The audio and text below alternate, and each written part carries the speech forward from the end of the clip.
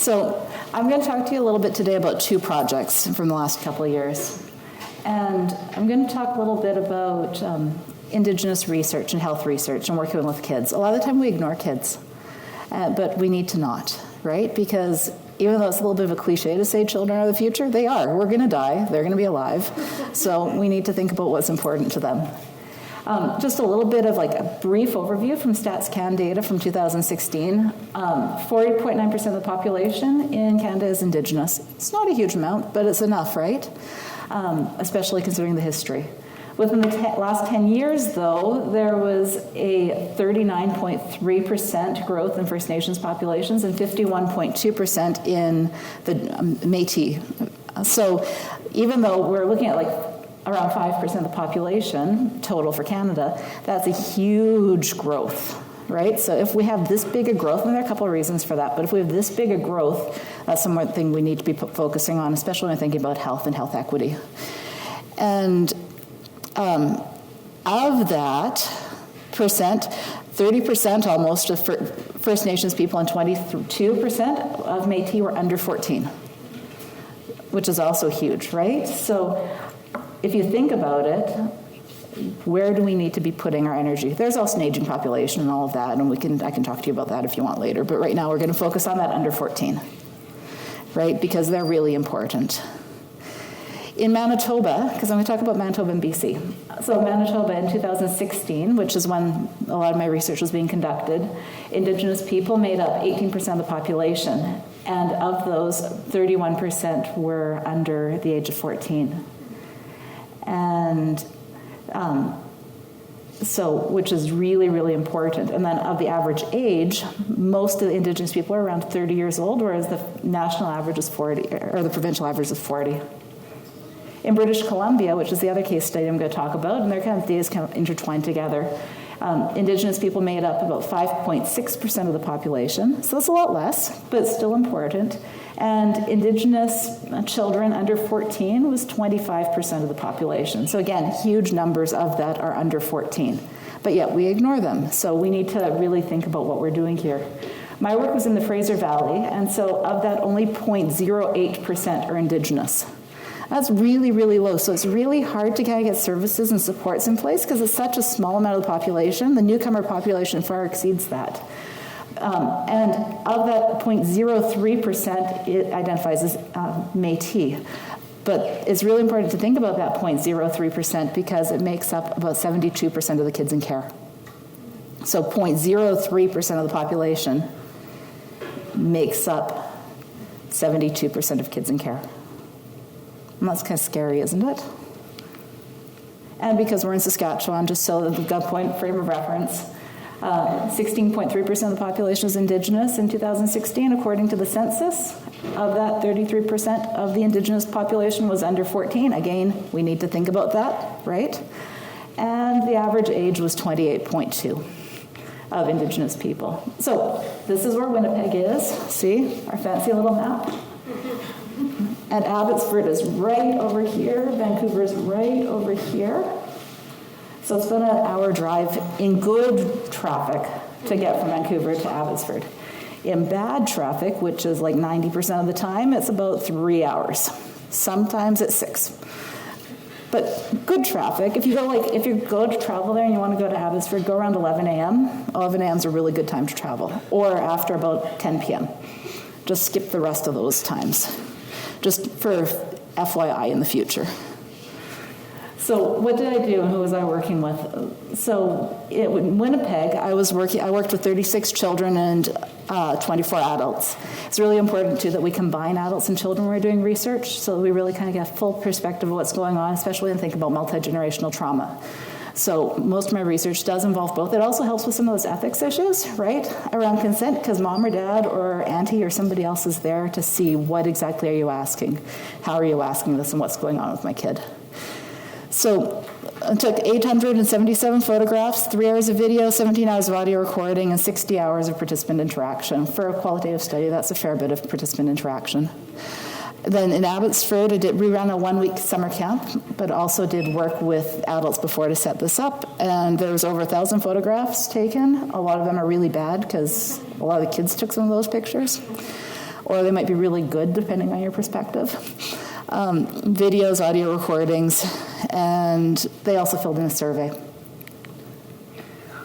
So one of the things that we often forget is that kids know everything that's happening. Kids see everything. They process everything. So when and they hear everything. So sometimes people even forget that they're there sitting around listening, or they're in the back room, or they're watching TV, but they're able to kind of process differently. The frontal lobes haven't fully developed and formed. So they're able to pick up, this is happening here, this is happening here, this is happening here. And for some of these kids, it's also a bit of a protection measure. So when they hear stuff like the Stanley verdict has reopened century-old wounds, or Tina Fontaine's family says that the inquiry is a step in the right direction, but is not going to bring back their daughter. When they hear about Renelle Harper, who was a 15-year-old who was raped and left for dead on the side of a river, managed to pull herself out of the river, was trying to walk home, got abducted again, raped again, left for dead again, and lived. They understand this and they hear this because some of these people, like Tina Fontaine or Renelle Harper, aren't much older than some of them. So we need to think, and not think the kids don't know this, or the current situation is beautiful and fantastic. A lot of the time it is. But the kids understand and see this. That's why when you ask the kids, what do you want people to know? They say, I want my mom to know that I'm strong and I can take a lot. Or I want my sister to know that I'll be by her side when she cries. These are 10-year-olds. When girls imagine and children imagine their future, so I'm pulling just the data from the girls for this. The average age for the girls in Manitoba was grade 4. They expect to be pregnant by the time they're teenagers. That is what they expect and plan for. They think that they're either going to finish grade 8 and then drop out of school, or they're going to get a professional degree. There's no real just finishing high school. It's I'm going to finish grade 8, or I'm going to get a PhD. Kids expect they're going to become doctors, models, dancers, daycare workers, or teachers. They expect to live in housing, and they expect to live, or an apartment, which is interesting because most of these girls didn't live in housing or apartments. But that's where they see themselves.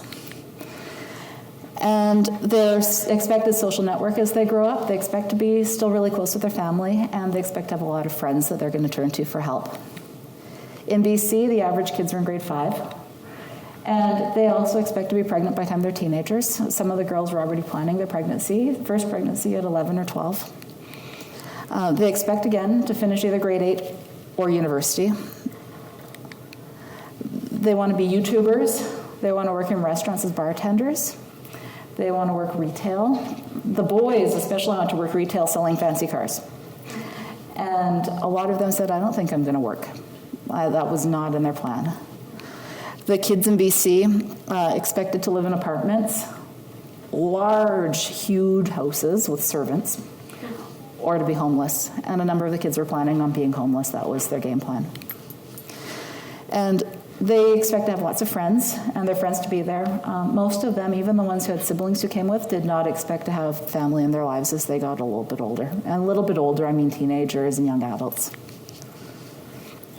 So we need to figure out and create opportunities to redefine this narrative and to ask the children to think through this, because I think this is my own bias, but I would like to have children, when they come and they're talking about what their dreams are for the future, to not say, my dream is to be homeless. So one of the activities we did with the kids, and I did this with both groups, was we had journals. And the community members, because the community members talked about what they wanted to do, what the adults wanted to do with these kids to kind of build some skills. They wanted them to have journals so they could draw, they could write down their thoughts. We know that's successful for kind of reimagining the future and processing things in self-care. So we had magazines, tons of magazines, flyers, and told the kids to cut out things that they liked and put it on the front. So here you can see she likes fancy outfits. She would like to have money. She likes cookies. She likes art. And she said she really likes meat. She really, really likes meat. When she becomes somebody who works in a restaurant, she plans to only work in a restaurant that sells good steak. So, and then this side, this says Village Idiot. She says, because that's kind of how she feels. She has a picture of somebody outside with the sun. She's got animals, and she's got Canada's Got Talent. And I said to her, I'm like, is that because you see yourself as really talented? What are some of your talents? And she's like, no, I didn't know it was a TV show, but apparently it is. I kind of would like to watch TV. So, and the outdoor picture, she said she wishes she could go outside and see things like that for real instead of just seeing it in pictures. Which is, when you think about BC, you think about the landscape, you think of being right in the middle of the mountains, for a child to say, I wish I could go outside and see nature, is really kind of devastating. But it's great that she wants to have steak and pretty clothes, hey? A girl in Winnipeg, when she was looking, she found a picture of a model, and it was like a perfume ad. And she says that she doesn't like this picture because it shows too much of her body. And if she moves a certain way, it will show everything. And it's because she's not natural. So that's why she didn't like this picture. Another kid said that she didn't like, that the wilderness is really pretty, but she was really worried about wildfires. And this was a time when there were wildfires. So we were doing this activity, this camp, and we had to stay inside a lot because the air quality warnings were so severe. And so she's worried about that there's a lot more that's not going to end. Kids these days statistically have higher levels of stress than previous generations. It's even higher levels of stress than during the Depression. So we have to figure out what can we do to help these kids so that they can deal with some of their stress and anxiety. So we told the kids, it's okay to not like things, but you have to be able to say why you don't like it, right? And it's okay to like things, but you have to be able to say why. And it was really interesting because a lot of the boys, when they didn't like things, a lot of the time they were talking, and went through the whole week, they kept asking questions about reproductive health and women's periods and girls' periods. One of the girls got her period in the middle of this. One of the boys says, I'm jealous because she gets extra attention. And she says, well, do you want to have a period? And he's like, I didn't know that's why you got extra attention. That's gross. So the boys were dealing with that while the girls were planning their first pregnancy, which is a really interesting dynamic. But if you can articulate it, you can say why you don't like something or why you like something, then we can figure out where we can go next. And they can help. That's a first step in standing up for themselves and their needs. There's different perspectives that we see. And so one of the things we started off, we did this journal activity, and we did some of these other, like, what do you like, what do you not like? And then one of the other next days or a couple weeks later, we'd go for a walk in the neighborhood, and we'd talk about what people saw and what their thoughts were around this. So, and the perspectives were really different. So this park, some people really liked it because it was a green space maintained by the city in Winnipeg, and they thought it was great, whereas other people said that's actually a dangerous spot because the kids are in the open. So if somebody wants to get them or do something to them, or if there's gunshots, they're right there. This place, some of the kids said, that looks really dangerous. Look at the fence, look at the buildings, it's all falling apart. There are homeless people who live in there. Whereas other people said, that's really safe because I know there's always going to be somebody I can ask for help. This one, everybody agreed, was not safe and to stay away from. And then they made sure we crossed the street so we weren't too close because the kids were like, that's going to fall down on us, as only 10-year-olds can say, right? In Abbotsford, this park here, the same thing, kids are saying, this is a really good park to go to. And it's got signs up to tell people how to keep it safe and to clean up after your animals, and there's garbage cans, and they really like that. But they said that there's a lot of, they called them hobos, which we didn't get into that language. But they said they're there, and that might be safe because there might be more people around to see what's going on, but that might be dangerous too. And kids were really concerned about homelessness and drug use. This building, they thought, would be safe eventually because they said it looked like they're building it properly, but they were worried about all the garbage around. And that, again, they wanted to make sure we walked on the other side of the street, and they also were asking about that and where the keys were kept for the equipment. And I said, I don't know. I assume if it's turned off, there's no keys there. And the boys were a little bit disappointed about that. But this picture, I think, is one of my favorites. So one of the kids, he insisted, so with these pictures, both the kids wanted us to, said, I want you to take a picture of this like this, because the camera was worth a lot of money. And the community said, let's not let the kids touch the couple $1,000 camera. So the kids would say, I want this. They'd look at the picture. They'd say if they like the picture on the viewfinder and if we need to take it again. And this little guy named Cameron said, you need to take a picture of this. We're walking around the side of the street. There was garbage around and everything else. He said, no matter what else is happening, there is always beauty. And no matter how, and he has a kid in care, and he said, no matter what else happens, we can still be beautiful and can still grow. And I thought, like, that really is key, to remember that no matter what else is going around, these kids are still growing, they're still learning, they're still doing their best. So we did this community walk, then we went to community space and talked about that, played tag outside, did something. So there's a purpose for our walk besides just going for a walk. We came back, we talked about what they saw, talked about what they thought, and then they got to plan their perfect neighborhood. And so this is in Winnipeg and this is in BC, in Abbotsford. So in Winnipeg, the kids just wanted to draw it, and then they brought people over and showed them individually what was going on and talked about it. Whereas in Abbotsford, the kids wanted to present in front of everybody. And so they did formal presentations, and it was recorded. And it was really interesting to see some of the things that the kids wanted in their perfect neighborhood. So we told them, this is perfect. It could be on Mars if you wanted. It can be anywhere that you want. This is like, what, if you could have anything, money's no object, you can have anything you want, what would you want to have? And in this one of the kids says, we have a Costco, so that way we can keep our costs down. So in the middle here, the square that takes up almost the entire community is a Costco. And she said that, you know, there's a pharmacy in there, so if you need to go to the doctor, the pharmacy can just help you. We don't need real doctors. They've got books. We don't need bookstores or anything. They left schools out, this particular group. They have like a petting zoo. All the kids really, in all the communities, like petting zoos. This was a little, they wanted something that had to do with culture. So it's a Métis camp, and it's in BC, so teepees are not a thing in BC. But yet, when they're thinking about what is Indigenous culture, and teepees aren't even, for some Métis communities it is, but not overarching, right? So they wanted McDonald's in the teepee, and they wanted A&W in the other teepee, because they thought if there's fast food in a teepee, it'll bring people in and they can talk about culture, which also is a little problematic.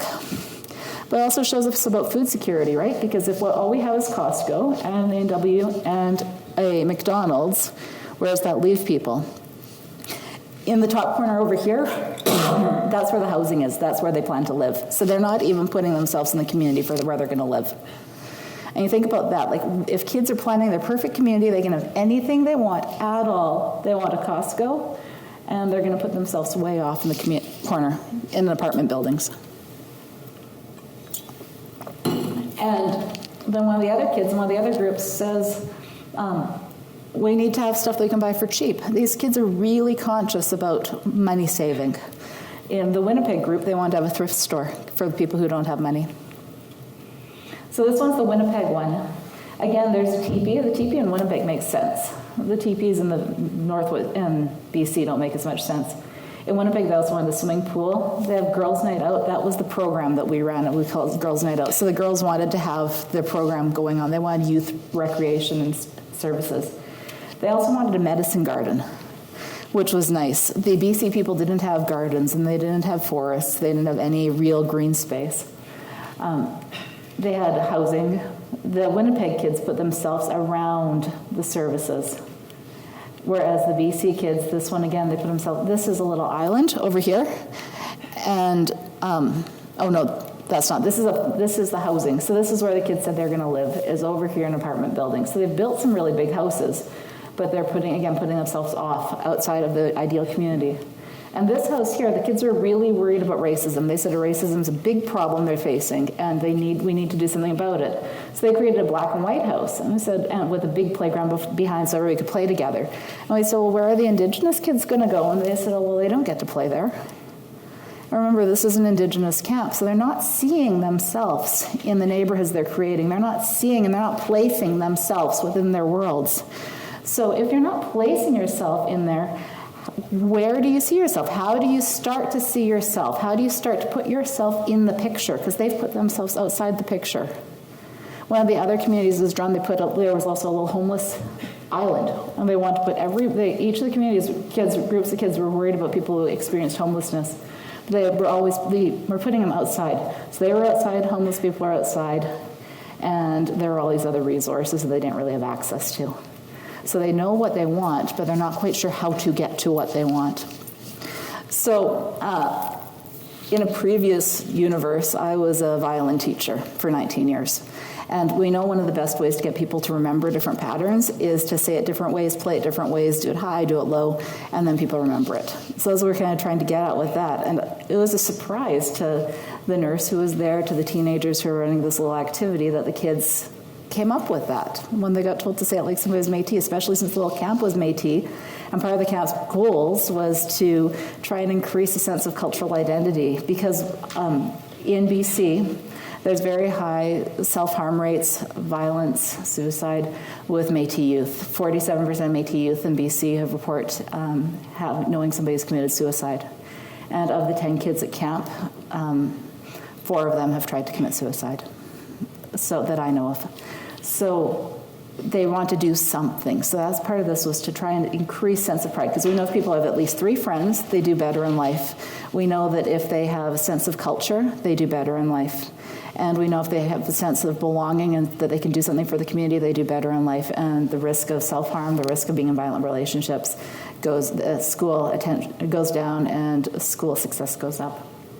So we also wanted to make sure the kids knew about spaces that they could access. We wanted them to know where they could feel safe and feel like they belonged. So this is a really amazing service that they do in BC. It's called the Foundry, and it's a kind of a mental health wraparound care facility. They do yoga classes, they have coloring boards, they have a full range of STI clinics, psychiatrists on staff, their reproductive health. They have trans nights. Like, it's a really amazing resource, and it just opened in August, and this camp was the end of August. And so one of the kids said, we were talking about, what does it take to have a safe space? What do you like about this space? What would you like to see changed about spaces like this? So when we went for this walk in the community, that's where we walked to.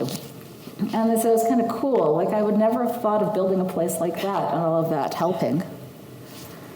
So when we asked the kids, what are the physical needs? To have a safe space, to have a space where you feel like you belong, what do you need? And I really loved this. The one kid said, well, maybe a potted plant. Oh, that would make me feel like I belonged.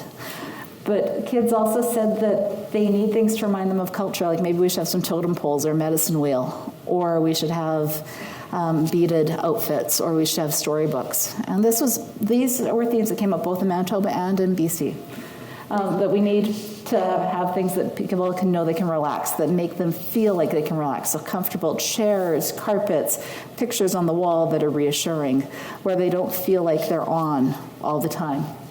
They wanted things to help them express themselves, and to remind people they can express themselves, to be able to be open and to listen to them. But they wanted things like whiteboards that they could draw on or write words on. They wanted to have like graffiti wall stuff so that they can be there and they can be heard, even if they've left. And they wanted things that would make people know they could eat. So they wanted to have apples. They wanted to have sandwiches available. They wanted a kitchen. Even if they're not using it, they wanted a kitchen so that if somebody really was hungry, they could probably get some food. And they really wanted to make sure there was Kleenex around so people knew if they needed to cry, they could cry. And that if they did cry, that they could be relaxed about doing it and not embarrassed, which is huge coming out of 10-year-olds. Sorry. They also, so that was some of the physical needs, and then they had relational needs. So I love this exercise. I saw it at a life promotion workshop I went to. So we're trying to flip the dialogue on how we talk about suicide, and we're talking about life promotion instead of suicide. So you trace your hand. Everybody goes and they trace their hand on a piece of paper, and then you write around it things you need to feel safe in that space or to feel accepted in that space. And then after you talk about what you needed, why you needed it, and if you agree that you can follow what everybody else needed, then you sign your name in the middle of the hand. And then that goes on the wall. Now that hand's the sharing, the holding each other's hands, holding each other up. And things that came out for talking about what do we need for a safe space or what do we need for an emotional space, it was really relational needs. You need to feel like you can listen. It needs to be a space where you can listen, but you also have to be heard. So there's both things there. You need to feel cared for, but you also have to be able to play and run around and be active. And you need to feel loved, and you need to love each other. And you need to be, all the kids also want a spot to learn. They want to be able to ask questions, have their questions answered, and to be able to learn, which is fantastic. They want to be able to try things, and for people to know that they're trying, even if they don't succeed, that they're still trying. and they wanted to be together. That's what kids wanted. And we ask, like, what's the favorite thing to do with your family or with your friends? They said stuff like, get a Slurpee from 7-Eleven, go sit and watch the river. They wanted to go outside, but no tomatoes. Really, what the kids talked about was the R's of Indigenous research, right? They were talking in all of those and what they need for the space and a place to be. They need to feel respected, and they need to feel that they are relevant and their needs are relevant, that there's reciprocity, and that there's a responsibility to each other and to the people who are coming into the space with them. Because we're meeting, right? That's what we're always doing when we're doing research, is we're meeting, and when we're creating programs, we're meeting. There need to be a relationship, and there need to be reverence. You see that? So respect, relevance, reciprocity, relationship. That's what they identified. So where do we start? So I showed you the journal at the beginning. A lot of the kids actually had trouble with this. They couldn't think of things they liked to do. They couldn't think of things they wanted to do. And so one of the kids just put a blank piece of paper on the front. And she said that, maybe it'll come eventually. We read a storybook the first day of the Métis camp, and the storybook's called The Giving Tree. So it's a story about a Métis trek across the prairies, and at the different spots people stopped, there would be different trees sometimes, and people would leave things in the tree, and then if you needed to get it later, you could come and you could get an item, or you leave something somebody else might need. So maybe a blanket, you have an extra blanket and somebody else might need that, so you leave it. And we asked the kids, what types of things would you leave for somebody else? And at the first beginning of the camp, like when we did these journals, kids, a lot of them said they'd leave themselves, that they're not needed. And one or two said water, but most said that. But by the end of the camp, they said, I'd leave pedometers, because they'd got to count their steps every day, or how many times they shook their pedometer, which might be more accurate. And they would leave skipping ropes, and they would leave craft supplies. So by the end of the camp, they were saying that a couple of kids still wanted to leave themselves. A couple of the kids still wanted to leave their brother. I think I'm totally on that board, because I would still like to leave my brother, I think, sometimes. But the narrative started to change. And by the end of I didn't take a picture at the end, because it wouldn't have been right. But by the end, this little girl had filled in the front for things she liked. Because sometimes it's about creating that space for people to try something new and to talk and to share and to think and to dream. One of the things the kids said is whenever we tried something, if we said we want to try this, it happened. But the needs that kids had that they said they wanted to try was stuff like chocolate-covered marshmallows. So I could make chocolate-covered marshmallows happen, right? Or can we play outside? Can we have a water balloon fight? Yeah. Well, we couldn't use water balloons, but we used sponges, and that was just as good. So that's where we start. We start by listening. And we start by having that space to imagine other opportunities. We have a space to talk about, well, why do you think you might be homeless?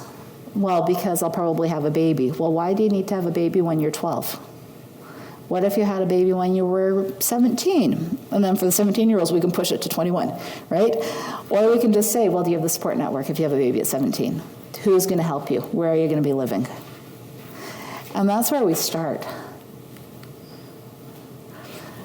And we start by working together. So I had a huge slew of partners and funding for some of this work. And I appreciate all of that. And I appreciate the fact that sometimes we just also need to let kids be kids, because we don't do enough of that. So kids' visions of the future. Where do we start? How do kids reflect themselves? They reflect themselves in what they've seen. They reflect themselves in the experiences they've had. They reflect themselves as knowing that they're going to be heard and they're going to be listened to. They need a chance to explore and to do it in a way that lives and breathes culture, and they need to start seeing themselves in community, because just like any of us, if we don't see ourselves in a place, you can't get there. But if you can see the future, if you can talk about, like, this is where I want to be in 5 years, your chances of being able to get there are better, rather than saying, I wish I'd done things differently. So as adults, that's one of the jobs we have, is we have to listen to these kids and say, okay, so you want to be a YouTuber. How are you going to start being a YouTuber? And when they come up with things like, well, I just want to eat all the chocolate, you say, well, maybe that might not be the best way. What else can we do? How about let's learn how to do videos. Let's learn some of these things and think through transferable skills. Because even though we would all like to be millionaire YouTubers, I'm very sorry to break it to the audience, that's probably not going to happen at this point in our lives. It might happen for all these little girls, though. So thank you very much.